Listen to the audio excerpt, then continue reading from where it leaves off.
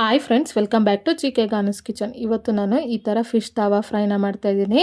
ಈ ತವಾ ಫ್ರೈಗೆ ಮನೇಲಿರುವ ಪದಾರ್ಥದಲ್ಲೇ ಜಾಸ್ತಿ ಮಸಾಲ ಪೌಡ್ರನ್ನ ಯೂಸ್ ಮಾಡ್ದಿರ ತುಂಬ ಈಸಿಯಾಗಿ ಈ ಫಿಶ್ ತವಾ ಫ್ರೈನ ಮಾಡ್ತಾ ಇದ್ದೀನಿ. ಮೊದಲಿಗೆ ಈ ತವಾ ಫ್ರೈನ ಮಾಡೋದಕ್ಕೆ ಈ ಥರ 3 ಪೀಸ್ ಆಗಷ್ಟು ರೂಪ್ಚಂದ್ ಮೀನನ್ನ ತೊಗೊಂಡಿದ್ದೀನಿ. ನೀವು ಈ ತವಾ ಫ್ರೈಗೆ ಬೇರೆ ಯಾವುದೇ ಮೀನು ಬೇಕಂದ್ರೂ ತೊಗೋಬೋದು. ಇದನ್ನು 2ರಿಂದ 3 ಸತಿ ನೀಟಾಗಿ ತೊಳೆದು ಕ್ಲೀನ್ ಮಾಡಿ ಇಟ್ಕೊಂಡಿದ್ದೀನಿ.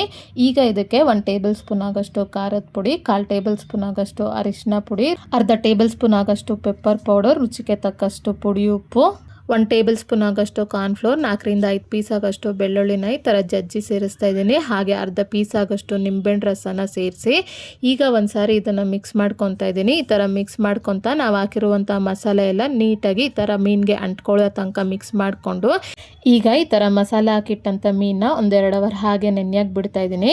2 ಅವರ್ ಆದಮೇಲೆ ಈ ಥರ ಒಂದು ದೋಸೆ ಹೆಂಚನ್ನ ತೊಗೊಂಡು ಸ್ಟವ್ನ ಆನ್ ಮಾಡಿ ಈ ಹೆಂಚು ಬಿಸಿ ಆದಮೇಲೆ ಈ ಥರ 3 ಟೇಬಲ್ ಸ್ಪೂನ್ ಆಗಷ್ಟು ಎಣ್ಣೆನ ಸೇರಿಸಿ ಎಣ್ಣೆನ ಪ್ಯಾನ್ ಫುಲ್ಲು ಈ ಥರ ಸ್ಪ್ರೆಡ್ ಮಾಡಿಕೊಂಡು ಮಸಾಲ ಹಾಕಿಟ್ಟಂಥ ಮೀನನ್ನ ಒಂದೊಂದು ಪೀಸೇ ಈ ಥರ ಸೇರಿಸ್ಕೊತಾ ಇದ್ದೀನಿ. ಈ ಥರ 3 ಪೀಸ್ನ ಸೇರಿಸ್ಕೊಂಡು ಆದಮೇಲೆ ಉರಿನ ಮೀಡಿಯಮ್ ಫ್ಲೇಮ್ನಲ್ಲಿ ಇಟ್ಕೊಂಡು ಒಂದು ಸೈಡು ಈ ಥರ ಬಣ್ಣ ಬದಲಾಗೋ ತನಕ 5 ನಿಮಿಷ ಫ್ರೈ ಮಾಡಿಕೊಂಡು ಇನ್ನೊಂದು ಸೈಡು ಟರ್ನ್ ಮಾಡ್ಕೊತಾ ಇದ್ದೀನಿ. ಇನ್ನೊಂದು ಸೈಡೂ ಸಹ ಇನ್ನೊಂದು 5 ನಿಮಿಷ ಫ್ರೈ ಮಾಡಿಕೊಂಡು ಈ ಥರ ಬಣ್ಣ ಬದಲಾಗೋ ತನಕ ಫ್ರೈ ಮಾಡಿಕೊಂಡು ಸ್ಟವ್ನ ಆಫ್ ಮಾಡಿಕೊಂಡ್ರೆ ತುಂಬಾ ಈಸಿಯಾಗಿ ಮಾಡಿದಂಥ ಫಿಶ್ ತವಾ ಫ್ರೈ ಈ ಥರ ರೆಡಿಯಾಗಿದೆ. ಈಗ ಇದನ್ನು ಈ ಥರ ಸರ್ವಿಂಗ್ ಪ್ಲೇಟ್ಗೆ ತೊಗೊಂಡಿದ್ದೀನಿ. ನೋಡಿದ್ರಲ್ಲ, ತುಂಬಾ ಈಸಿಯಾಗಿ ಜಾಸ್ತಿ ಮಸಾಲ ಪೌಡ್ರನ್ನ ಯೂಸ್ ಮಾಡ್ದಿರಾ ಮನೇಲಿರುವ ಪದಾರ್ಥದಲ್ಲೇ ಈ ಫಿಶ್ ತವಾ ಫ್ರೈನ ತುಂಬಾ ರುಚಿಯಾಗಿ ಹೇಗೆ ಮಾಡ್ಬೋದು ಅಂತ ಈ ರೆಸಿಪಿನ ನೀವು ಒಂದ್ಸರಿ ಟ್ರೈ ಮಾಡಿ ನಿಮ್ಗೆ ಹೇಗೆ ಬಂತು ಅಂತ ನನಗೆ ಕಮೆಂಟ್ ಬಾಕ್ಸ್ನಲ್ಲಿ ತಿಳಿಸಿ.